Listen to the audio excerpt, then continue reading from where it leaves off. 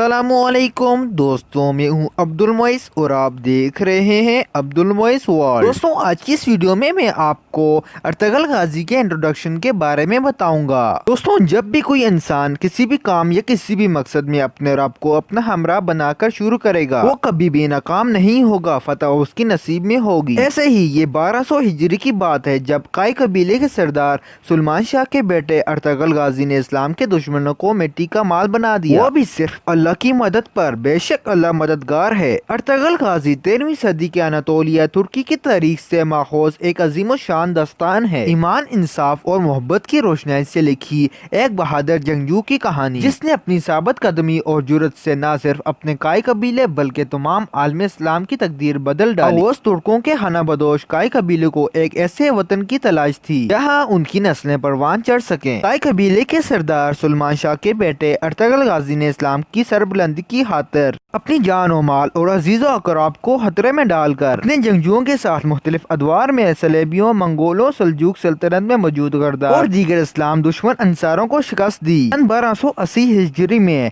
Ertugrul की वफात के बाद उसके बेटे उस्मान ने अजीम सल्तनत उस्मानिया की दाग बना डाली। के इस कबीले ने 3 बरए-आज़म पर 600 साल तक हुकूमत की। बेशक जब अल्लाह किसी को इज्जत दे वो कभी रुसवा नहीं होता।